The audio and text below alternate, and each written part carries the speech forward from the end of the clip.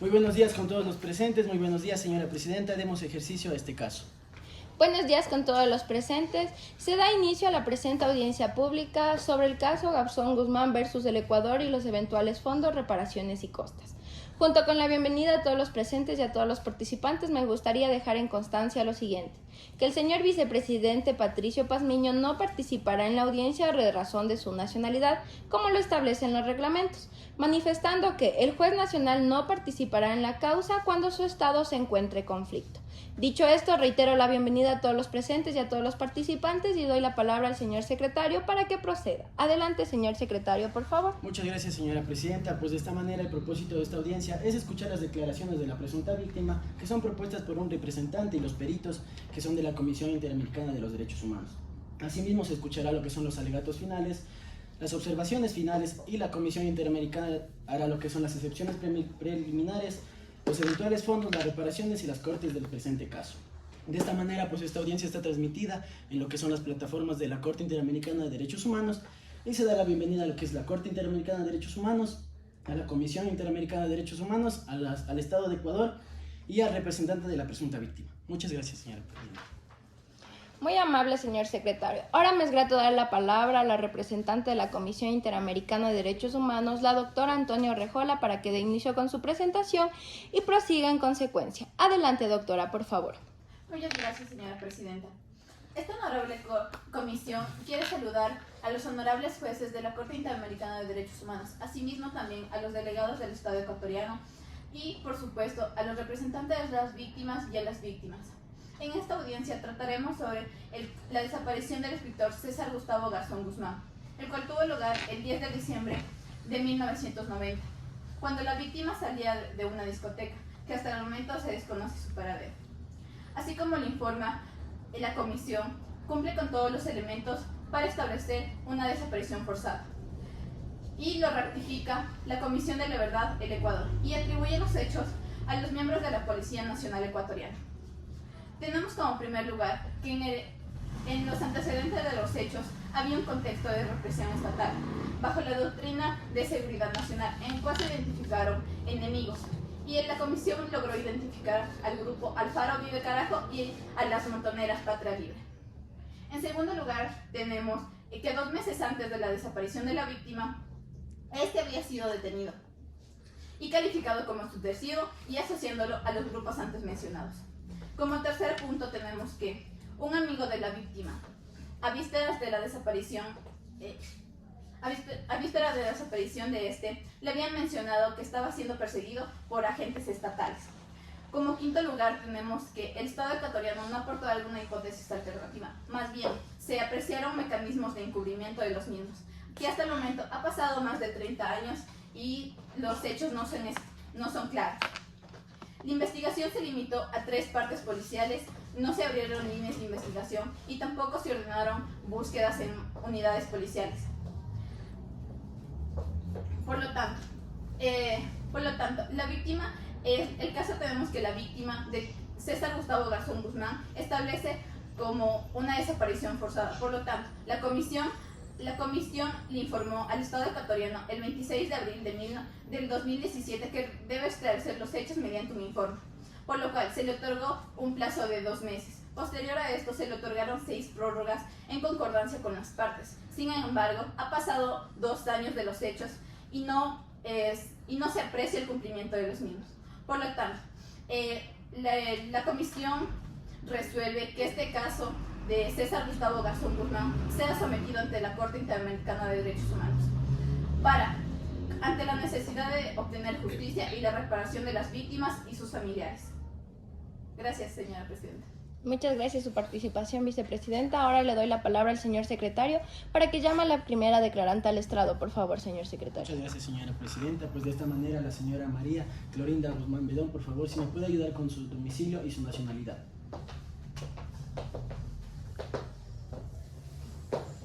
Buenos días con todos los presentes. Soy María Clorinda Guzmán Bedó, madre de Gustavo Garzón Guzmán, domiciliada en la ciudad de Ibarra, de nacionalidad ecuatoriana. Muchas gracias. Debe limitarse a responder claramente y precisamente las preguntas que se le formule ante la presente audiencia. Muchas gracias, señora presidenta. Muy amable, señor secretario. Señora Guzmán, muy bienvenida a esta audiencia. Ahora le doy la palabra al representante de las víctimas para que proceda con el interrogatorio correspondiente a la declarante y que por favor me indique el nombre de la persona que realizará las incógnitas en esta audiencia.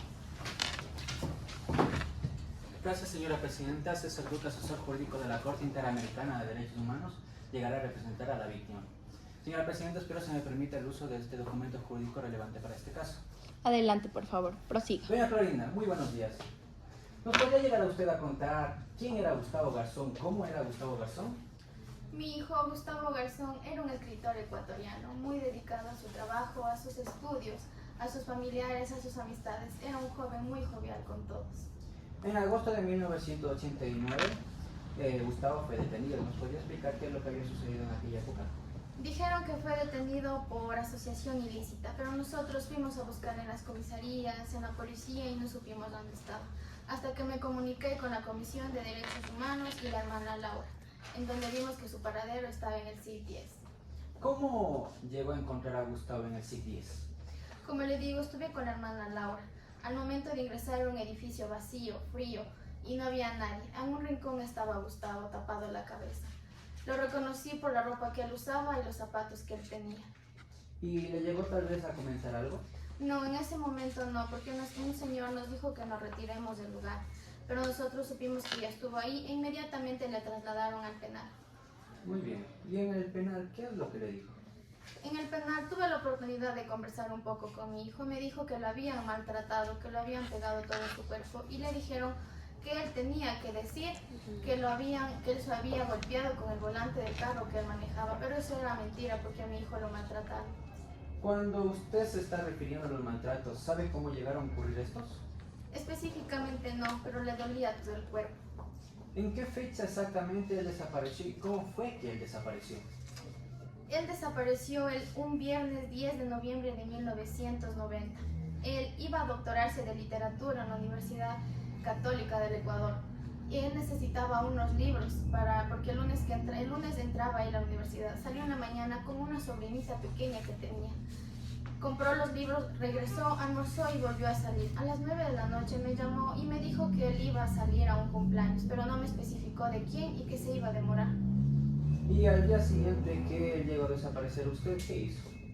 Acudí inmediatamente a la policía a poner la denuncia, pero me supieron manifestar que como es mayor de edad, tengo que esperar 48 horas. Esas 48 horas se convirtieron en 15 días.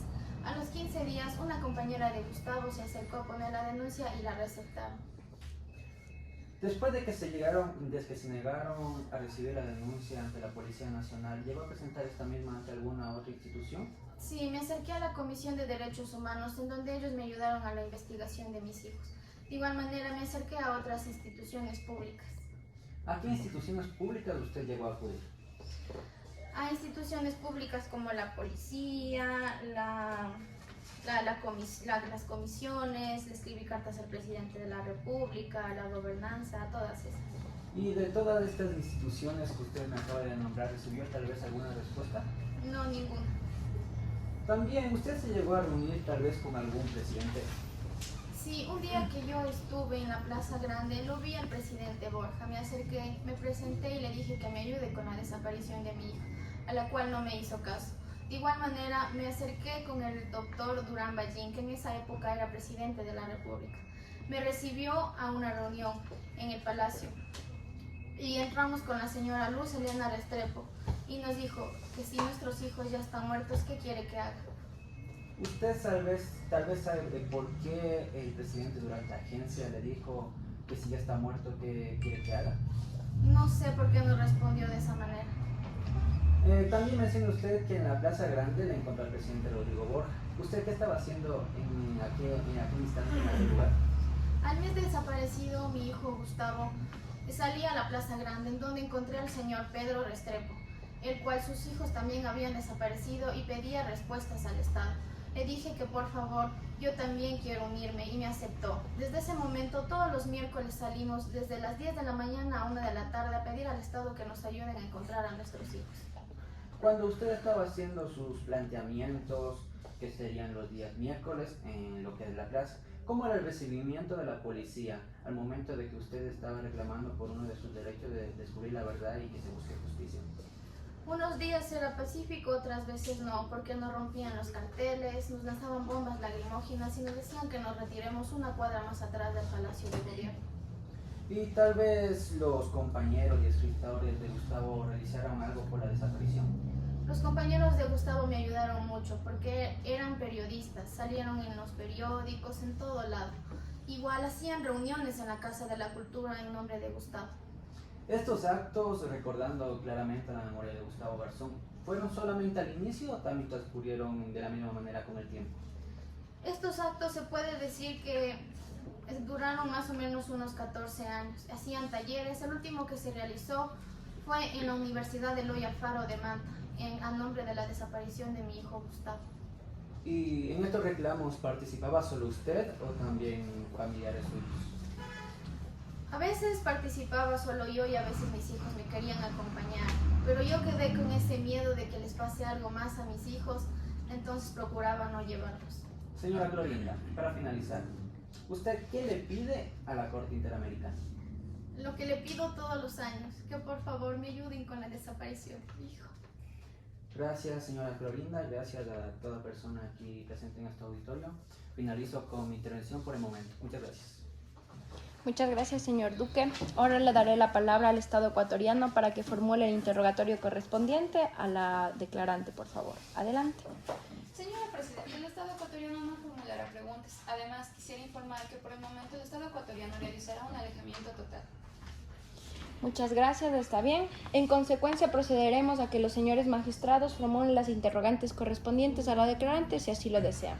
En primer lugar, me gustaría decir a la jueza Pérez si va a formular alguna pregunta. Sí, señora Presidenta. Adelante, por favor. Con su permiso. Doña Clorinda, muy buenos días. Muchas gracias por sus palabras muy esclarecedoras. Quisiera preguntarle lo siguiente. Usted mencionó que tuvo contacto con dos presidentes del Ecuador. Del mismo modo, en el expediente en Ecuador se menciona que hubo la aprobación de la ley de víctimas y de la comisión de la verdad. Quisiera saber de qué manera esta aprobación de ley de víctimas y comisión de la verdad ayudó en su caso, si hubo algún beneficio, alguna compensación por su sufrimiento. Buenos días. La comisión sí me ayudó, pero no hubo ningún resultado. Y en cuanto a la ley de víctimas, señora. No, tampoco. Es decir, que el Estado tuvo la misma actitud de prescindir de su situación y la de su familia, pese a existir una comisión de la verdad y una ley de víctimas. Sí, está muy correcto. Muchas gracias, doña Clorinda. Gracias, señora Presidenta. Muy amable, jueza Pérez. Jueza Faronia, ¿va a formular alguna pregunta? Sí, señora Presidenta. Adelante, por favor. Muchas gracias, señora Presidenta. Muy buenos días, señora Clorinda. Mi pregunta es la siguiente. En este momento existen actuaciones abiertas judiciales en lo que es el caso de la desaparición de su hijo. ¿O usted ha tenido alguna actuación en estos actos judiciales en este momento? Como me supieron manifestar que solo hubo cambio de fiscales, pero no se siguió con la investigación. ¿Y usted tuvo algún acercamiento a esta causa o a este expediente? No tuve ningún acercamiento. Muchas gracias, señora Clorinda. Muchas gracias, señora Presidenta. Gracias. Jueza Faroni, de la misma pregunta, ¿el juez Sierra va a formular alguna interrogante? Sí, señora Presidenta. Adelante, por Muchas favor. gracias. Buenos días, doña Clorinda. Buenos días, magistrados. Simplemente hacerle una pregunta. ¿El Estado ecuatoriano alguna vez ha hecho algún tratamiento o la ha incluido en el programa de víctimas a usted? Buenos días, no. Ya. Otra pregunta. El Estado ecuatoriano no lo ha reconocido bajo ningún tipo de vista de hecho penal, sino del Estado ecuatoriano. No, ningún reconocimiento. Muchas gracias, señora Presidenta. Muchas gracias por su intervención, doctor Sierra. Señora Guzmán, una interrogante, por favor. ¿Usted no tuvo algún contacto con el presidente Correa acerca de su caso? Sí, con el presidente Rafael Correa Delgado. Es el único presidente en esa época que tuve contacto. Él fue el único que respondió a la carta que yo le envié, pero al momento de realizar las reuniones se me prohibió el ingreso al Palacio de Gobierno. Muchas gracias, señora Guzmán. Gracias, magistrados. Con esto finaliza su declaración, señora Guzmán. Le agradecemos la presencia en esta audiencia. De igual manera, queremos que siga observando lo que acontece en ella. Ahora le daré la palabra al señor secretario para que llame a declarar a los peritos propuestos por la comisión y que prosiga en consecuencia. Gracias, señora presidenta. Pues de esta manera, buenos días, señores peritos, si me pueden ayudar con su nombre y su domicilio, por favor. Buenos días, señora presidenta. Mi nombre es David Alvaro, perito principal, domiciliado en la ciudad de Quito, en la calle Inca y 10 de agosto. Buenos días, señora presidenta, buenos días, señores jueces, y buenos días a todos los presentes. Soy el abogado Isaac Ferrer, perito secundario de la presente causa, con domicilio en la ciudad de Ibarra, ubicados en la calle Hernán González de Sá e Imbaya. Muchas gracias a los expertos, pues deben limitarse a responder clara y precisamente las preguntas que se les formulan en esta audiencia. De igual manera se les informa a los señores peritos que fueron citados por la Corte para declarar sobre el régimen y los estándares de valoración probatorias sobre la desaparición forzosa. De esta manera, pues señora presidenta, sigamos con la audiencia. Muy amable, señor secretario. Bienvenidos, señores peritos. Procedo ahora a tomarle su juramento. Levante la mano derecha, por favor. ¿Juran y declaran solemnemente cumplir sus funciones de perito con todo honor y con toda conciencia? Sí, juro. Que así sea. Bienvenidos, señores peritos. Disponen ustedes de ahora de 10 minutos si así lo desean. Pueden continuar con las interrogantes presentadas por los presentes si así lo desean, como lo reitero. ¿Desean empezar? Sí. Por favor, adelante con los 10 minutos. Muchas gracias, señora presidenta, magistrados. Antes de entrar en materia del delito, quisiera hacerles pie, dentro del derecho internacional público, que los mismos convenios y tratados han sido firmados y ratificados dentro del Estado ecuatoriano, los que niegan la desaparición forzada. Estas normas de derecho internacional público forman una norma de ius cogens, las mismas que deben ser cumplidas.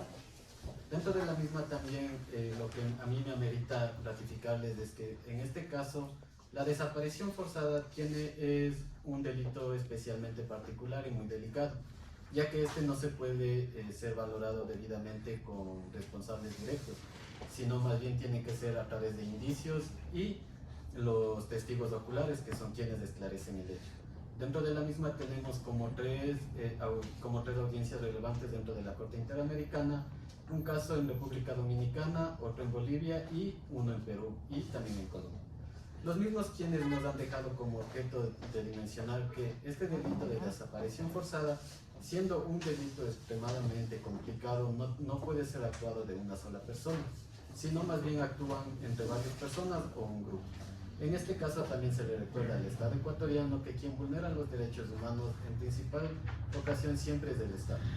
De la misma manera, magistrados, quisiera hacer pie y énfasis en que este delito de desaparición forzada dentro del Código Penal ecuatoriano ratifica y estipula que, siendo un delito complejo a esclarecer los hechos y la materialización del delito, nos hace énfasis en que tenemos que tener mayor énfasis en lo que son los testigos oculares e indicios. Estos indicios pueden ser muchas veces muy tergiversados, ya que no esclarecen ratificadamente los hechos, sino que más bien es una guía que ayuda a esclarecer el delito.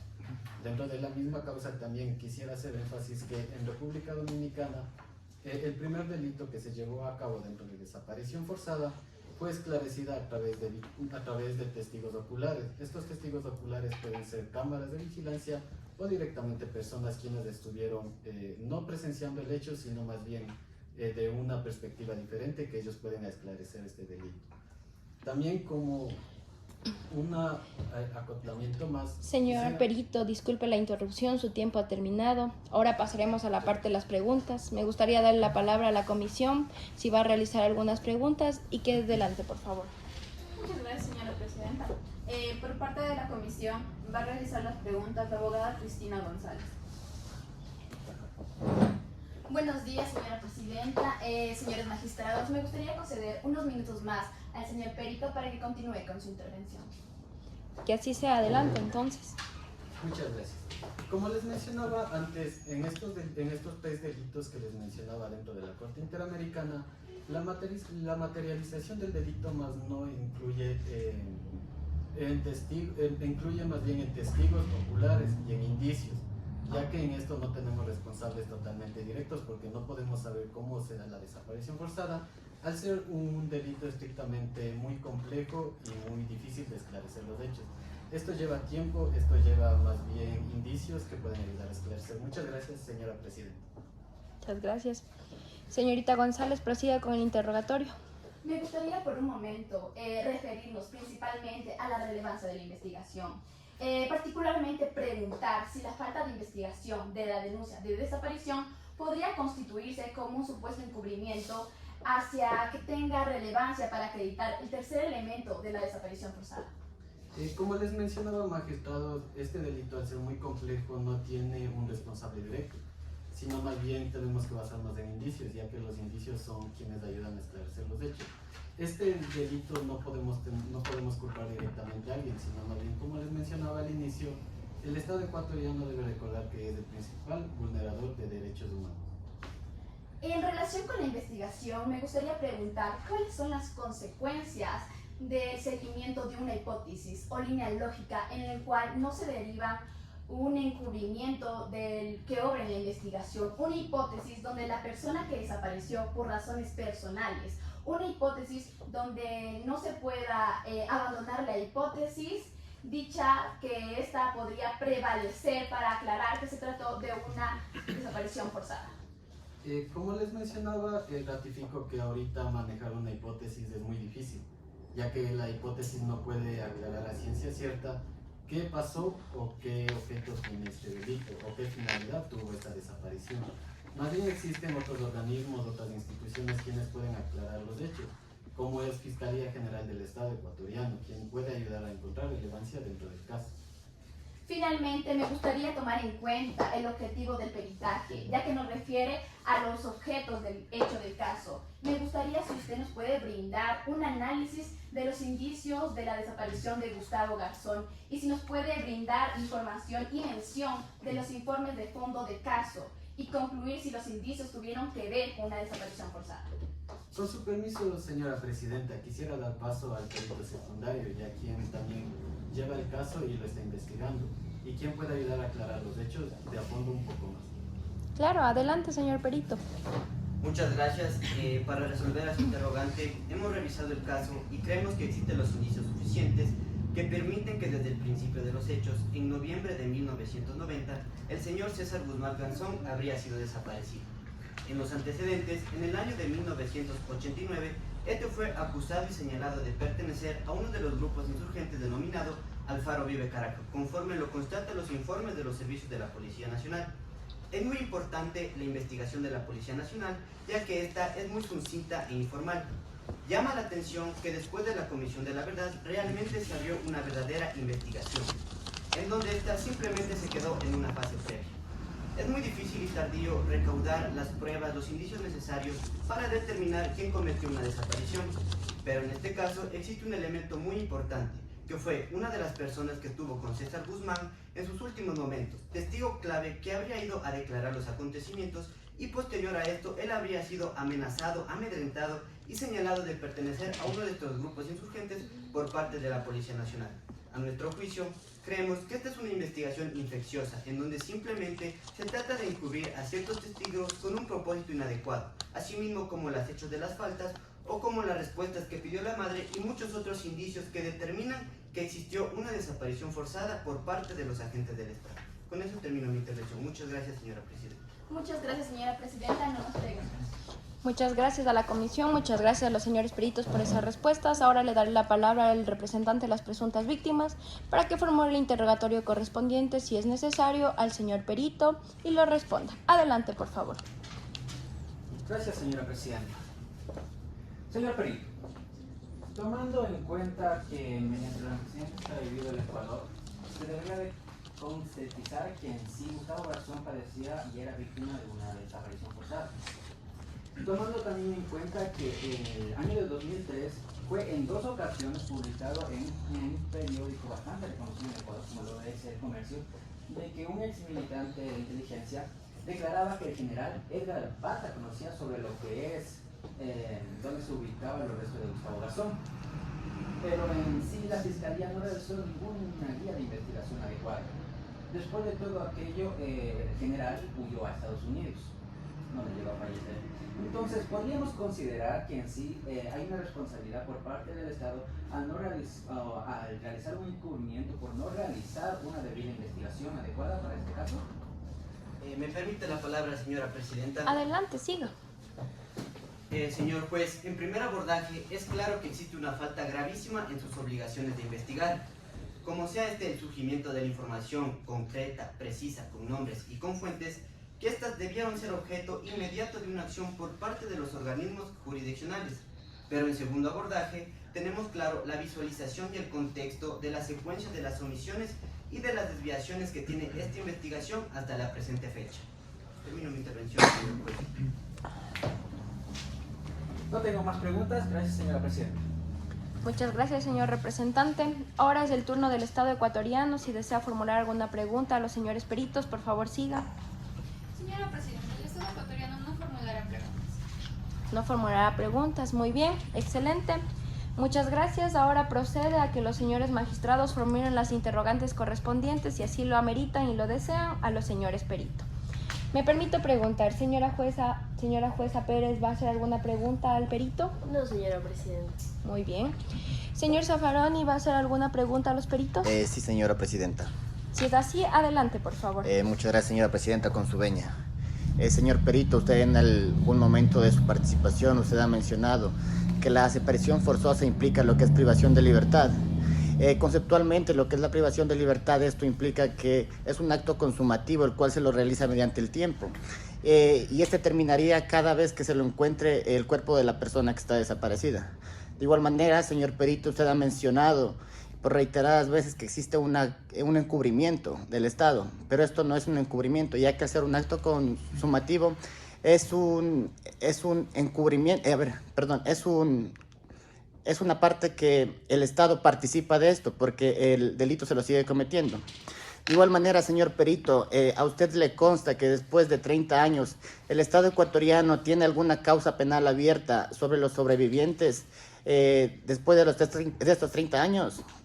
De igual manera, señor perito, usted manifestó que las pruebas se diluyen, y esto es cierto, pero de igual manera hay que tomar en cuenta que las personas que podían amedrentar en ese momento, hace 30 años, han perdido su hegemonía. Y ahora es más fácil o podemos tener más información de las personas o los que fueron involucrados en ese momento del acto de este delito. De igual manera, señor perito, y mi pregunta se refiere a esta, que usted tiene conocimiento de que en este momento el Estado ecuatoriano tiene alguna causa abierta sobre la desaparición de este individuo, o tiene alguna investigación abierta a lo que se refiere a la cúpula policial, de igual manera a los militares, llegando hasta los ministros, hasta el presidente de la República, el cual se esté investigando en este momento, después de 30 años, a estos sobrevivientes? Señor juez Zaffaroni, no tenemos conocimiento en lo que a nosotros nos refiere en esta investigación, que sigue en fase preliminar o seguía hasta hace mucho.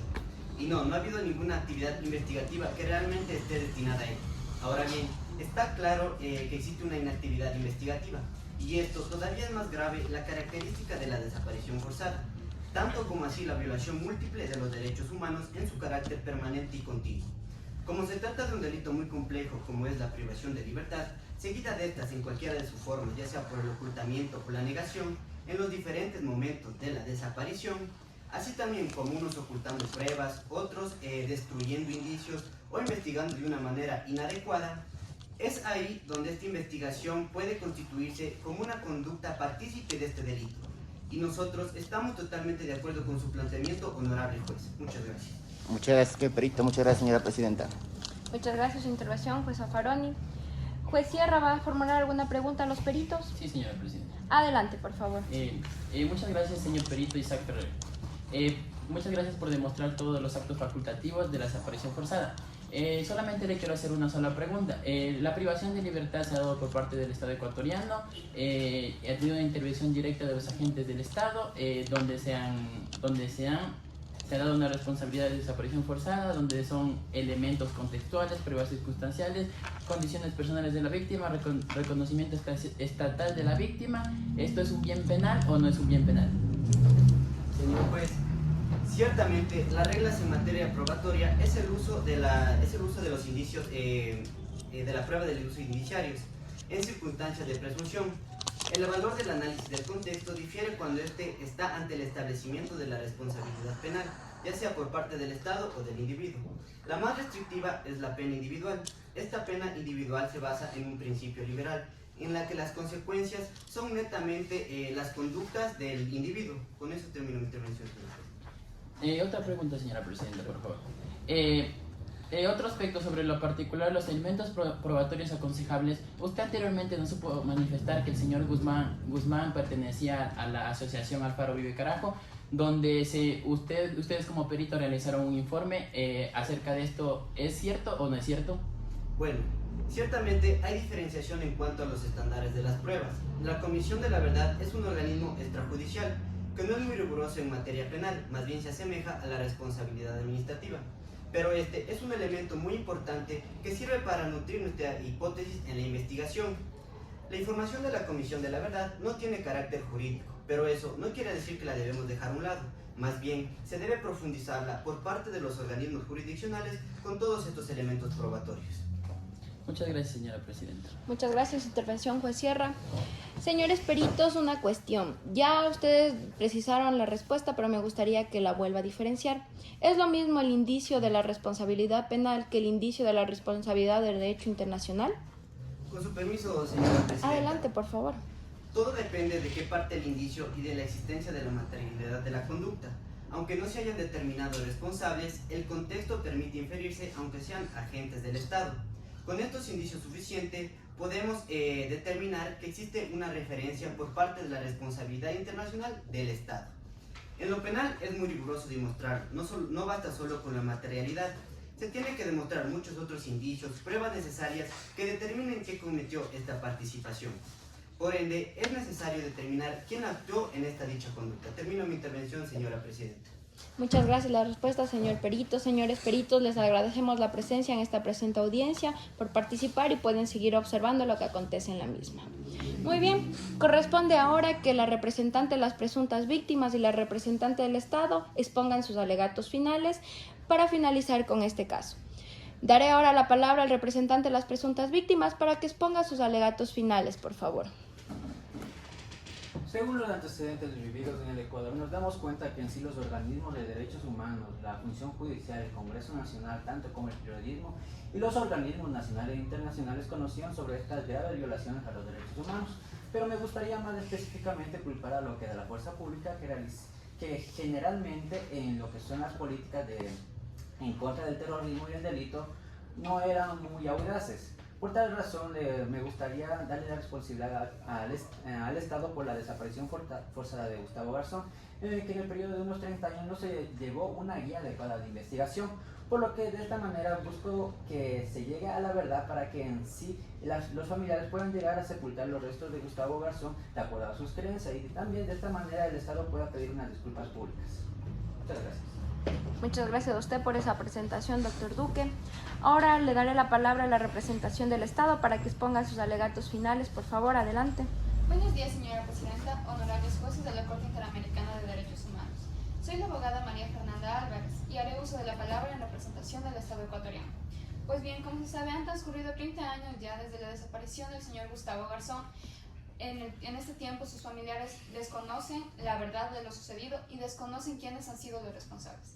Es por ello que el Estado ecuatoriano debe admitir las falencias que han tenido las autoridades nacionales en el presente caso. Por tal razón, como constancia del compromiso de que estos hechos no se volverán a repetir y como compromiso de que se repararán las violaciones ocurridas, esta representación quisiera exponer ante el honorable tribunal las diligencias emprendidas por las autoridades nacionales referente a lo que son las investigaciones y la reparación de las víctimas, solicitando que la Corte Interamericana las considere como garantías de no repetición. Es así que iniciaré entonces con las diligencias investigativas en el presente caso.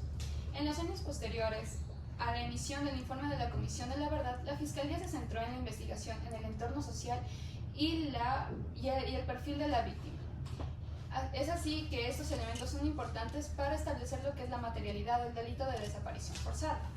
Además, que también se realizó una base de datos de cadáveres no identificados, la cual llegó a consolidarse para el año 2003 y que para el año 2015 se tiene una base de datos mayor alimentada a nivel nacional, permitiendo que se hagan comparaciones de perfiles genéticos. Estos avances han permitido que se extraiga el perfil genético de los familiares del señor Gustavo Garzón, los cuales son comparados de manera periódica con la base de datos de la DINASEP. Además, me gustaría recalcar que la Fiscalía también recopiló información respecto a los miembros de la Policía Nacional que se encontraron involucrados en el presente caso, tanto en sus inicios como en sus diligencias finales. También me gustaría recalcar en lo que es referente a las garantías de no repetición. Para ello, el Ecuador creó el programa de reparación por una vía administrativa, en la cual se ejecutó la reparación integral a través de una delegación de competencias a la Defensoría del Pueblo, la cual es la encargada de acordar y coordinar las medidas de reparación inmaterial para los pertinentes casos. Del mismo modo, para la Secretaría de los Derechos Humanos son los encargados de realizar acuerdos de reparación material para las víctimas que así lo deseen. En lo que es en materia de salud, la Defensoría del Pueblo realiza un seguimiento de manera individualizada con los realizando reportes periódicos que son permitidos por lo que es el Ministerio de Salud Pública. Además, también se realizan capacitaciones a profesionales de salud, las cuales son vía virtual y vía presencial. Estas capacitaciones son sobre la vulnerabilidad particular de las víctimas que han sido violentados sus derechos humanos, dando un resultado de 300 acuerdos de reparación inmaterial, de los cuales 1.045 personas han sido beneficiadas de estas medidas. Por otra parte, en lo que corresponde a la reparación material de las violaciones documentadas por la Comisión de la Verdad, se han realizado 140 acuerdos indemnizatorios, de los cuales solo en el año 2019 se han firmado 28 acuerdos indemnizatorios. Para ello se han realizado un proceso de vía administrativa, el cual es de carácter no contencioso y voluntario. Además que se realizan también rondas indemnizatorias, las cuales se realizan de manera minuciosa, en donde las autoridades se encargan de revisar los parámetros y los montos establecidos por la jurisprudencia para cada caso. Del mismo modo, se comunica a la víctima, la cual puede acudir ya sea con su abogado, aunque el procedimiento administrativo así no lo requiere, y se le da a conocer el monto que se le dará por los daños causados. Las víctimas serán avisadas con anticipación sobre el proceso de indemnización y será escuchada a lo largo de este proceso. Además que en las rondas indemnizatorias las autoridades proporcionan una asesoría psicológica para las víctimas que así lo requieran. Es así que se han firmado 140 acuerdos indemnizatorios para las víctimas que así lo requieran, puesto que se ha declarado un presupuesto de $4,5 millones para esta realización. Es así que las rondas indemnizatorias son un espacio de diálogo y consenso entre el Estado y las víctimas. Hasta ahí la participación del Estado ecuatoriano. Agradezco el uso de la palabra, señora presidenta. Muchas gracias por esta intervención tan detallada y relevante para este caso. Ahora me corresponde preguntar a las partes si van a hacer uso del derecho a la réplica y dúplica. Señor representante, ¿va a hacer uso de la réplica y dúplica? Sí, señora presidenta. Agradecemos en primera al Estado por el allanamiento realizado. También por la sensibilidad que hemos visto presentada hacia las víctimas y por el ofrecimiento de que va a continuar con una adecuada investigación. Solo nos queda pedirle a la Honorable Corte Interamericana que se resuelvan los problemas que constan en el expediente al final de este mismo, para así realizar un análisis del valor que debe de dar el Estado al informe de la Comisión Interamericana. Eso sí, tomando en cuenta que existen varios casos similares al caso de Gustavo Garzón y por lo tanto existen familias que también buscan todavía descubrir sobre la verdad con la responsabilidad que tiene el Estado. Muchas gracias. Muchas gracias. ¿El Estado va a hacer uso del derecho a la réplica y dúplica? No, señora presidenta, el Estado ecuatoriano no hará uso del derecho a la réplica. Muy bien, excelente. Ahora le doy la palabra a la Comisión Interamericana de Derechos Humanos para que exponga sus observaciones finales sobre el caso y que indique quién va a ser el responsable de aquella intervención. Adelante, por favor. Yo voy a hacer uso de la palabra, señora presidenta, y como representante de la Comisión les daré mis observaciones finales en 3 puntos. Primero resaltaremos la relevancia de responsabilidad del Estado ecuatoriano. En segundo punto, las razones por las que consideramos que el caso de César Gustavo Garzón Guzmán es una desaparición forzada y es atribuirle al Estado ecuatoriano. Y en tercer punto, las falencias en el marco de la investigación, por lo cual ha transcurrido más de 30 años sin esclarecer los hechos. En primer punto, resaltar la responsabilidad del Estado ecuatoriano, por lo cual dignifica la justicia y la veracidad de los hechos. Por lo tanto, la Comisión solicita a la Honorable Corte que emita sentencia donde se determina el alcance de las mismas, determinando las reparaciones correspondientes a las víctimas y a sus familiares, al alcance de la responsabilidad del Estado ecuatoriano. También la Comisión quiere resaltar las razones por las que la desaparición de César Gustavo Garzón Guzmán es una desaparición forzada. Primero tenemos que existe un contexto de represión estatal en esos tiempos, y también que la víctima estuvo en prisión, lo prendieron 2 meses antes de su desaparición. También tenemos testigo, amigo de la víctima, que indica que estaba siendo perseguido por agentes estatales, y también tenemos una nota de prensa en el que un oficial de inteligencia lo vinculan directamente, en el que menciona que sabe dónde se encuentra. También tenemos que el Estado ecuatoriano no aportó alguna hipótesis alternativa, sino más bien se manejaron mecanismos de encubrimiento. Y se manejaron bajo la hipótesis de que había huido voluntariamente hacia Colombia, o que había desaparecido voluntariamente por una desilusión amorosa. Por lo tanto, recapitulando y analizando el caso, tenemos que y solicitamos a la Honorable Corte que se emita sentencia, ya que el caso de César Gustavo Garzón Guzmán constituye una desaparición forzada, atribuible al Estado ecuatoriano, y declare que esta Corte, que el Estado ecuatoriano violó los derechos de la libertad y de la vida de la víctima. Gracias, señora presidenta. Muchas gracias por esa presentación a la comisión. Ahora me gustaría preguntar a los señores magistrados si desean formular alguna interrogante, tanto a las partes como a la comisión.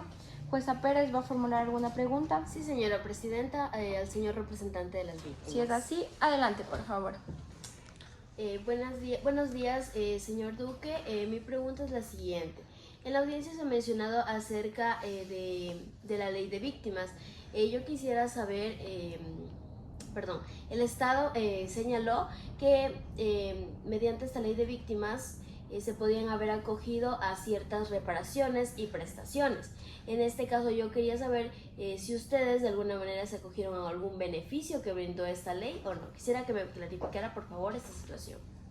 En efecto, no hubo ningún tipo de reparaciones por parte del Estado hacia las víctimas. Cuando la Ilustre Comisión Interamericana emitió lo que es el informe de fondo hacia el Estado, recientemente se llegó a conversar para que sea el cumplimiento de este mismo. En esas conversaciones el Estado quiso ofrecer reparaciones de manera material e inmaterial, pero cabe recalcar que en sí los familiares nunca han buscado topar el tema económico, tampoco buscan ninguna reparación económica. Por lo único que se lucha es por el descubrimiento de la verdad. Una segunda y última pregunta. ¿Ustedes han realizado investigación penal en este caso? ¿Ustedes han tenido participación dentro de esto? Claro, hemos estado pendientes al caso, pero en sí los fiscales eran muy reacios, por lo que nosotros concluimos que en sí no había una investigación avanzada que nos dé seguridad para que se pueda llegar a descubrir la verdad. Por lo tanto, los familiares no sentían ningún tipo de seguridad de que en sí se pueda recuperar los restos de Gustavo Garzón. Muchas gracias. Una sugerencia y con esto termino mi participación. Quisiera que en los alegatos escritos al final se pusiera la investigación penal actualizada acerca de este caso. Muchas gracias, señora presidenta, y gracias, señor representante. Muchas gracias su intervención, jueza Pérez. Gracias su intervención, representante. De igual manera le pregunto al juez Zaffaroni si va a formular alguna pregunta. Sí, señora presidenta. Adelante, por favor. Mi pregunta es tanto para los representantes del Estado como para los representantes de la víctima. ¿Existe en el proceso penal ecuatoriano para estos casos lo que es la figura del querellante? Correcto. ¿Quién le va a responder al doctor Zaffaroni en este momento? Sí, ¿puedo empezar, señora presidenta? Como no, adelante, por favor. En la legislación penal ecuatoriana se permite la participación de lo que es de algunos particulares con una acusación particular y que se pueda coadyuvar en su participación con la fiscalía. Eso es cuando hay en sí un proceso penal abierto. En el caso de Garzón estamos en una etapa de integración, por lo que es previo, en donde no hay un proceso penal de indagación previa reservada y las partes solo pueden consultar el expediente y nada más. Entonces solo se esperaba la decisión del fiscal por parte de la investigación. Muchas gracias. ¿El Estado desea agregar algo a la respuesta? No, señora presidenta, nos adherimos a la respuesta brindada por parte del representante de la víctima. Muchísimas gracias por su intervención. De igual manera, ¿el juez Sierra tiene alguna pregunta? No, señora presidenta, hasta aquí mi intervención. Muchas gracias. Muy bien.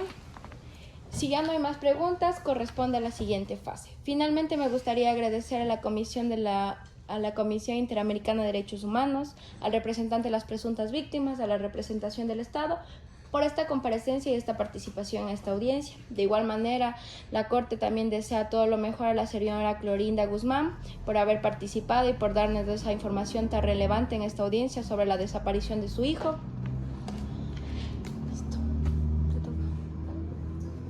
Muchas gracias a todos en nombre de Gustavo García. Muchísimas gracias a usted la presencia en esta audiencia. De igual manera, le deseamos todo lo mejor. Esperamos que sea de su agrado esta audiencia, las resoluciones de igual manera. Una vez dado finalizado por los alegatos finales, daremos un receso de 10 minutos para saber la resolución de este caso. Gracias, señora presidenta. Muchas gracias, señor secretario.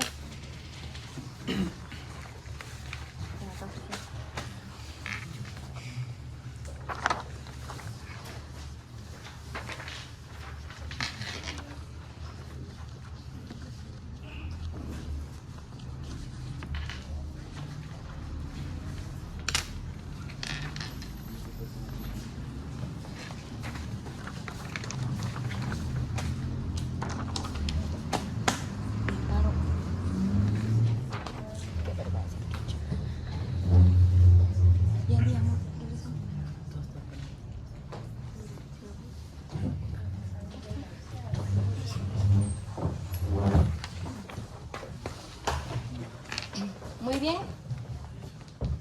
Siendo las 11:23 del 1 de septiembre del año 2021, por tanto, la Corte declara por unanimidad que, primero, el Estado ecuatoriano es responsable por la violación de los derechos reconocidos en el artículo 3, el artículo 4, numeral 1, el artículo 5, numeral 1 y el artículo 7 de la Convención Americana en relación con lo dispuesto en el artículo 1, numeral 1, que el trato es en el artículo 1, que la Comisión Interamericana sobre la Desaparición Forzada de Personas, este último a partir del 26 de agosto del 2006, en prejuicio del señor César Gustavo Garzón Guzmán, en los términos en el párrafo 62, 68 y 69 de la presente sentencia.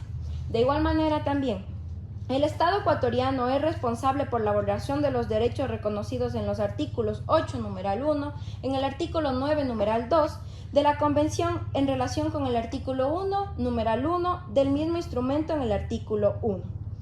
De la Convención Americana sobre la Desaparición Forzada, en este último a partir del 26 de agosto del 2006, en prejuicio del señor César Gustavo Garzón Guzmán y de sus familiares, Julio Garzón, Clorinda Guzmán de Garzón, Luis Alberto Garzón Guzmán, Rodrigo Garzón Guzmán y Luis Lasco y Ana Julia Lasco. De igual manera y finalmente, el Estado es responsable por la violación del derecho a la integridad personal, reconocido en el artículo 5, numeral 1, de la Convención Americana en relación con el artículo 1, numeral 1, del mismo instrumento.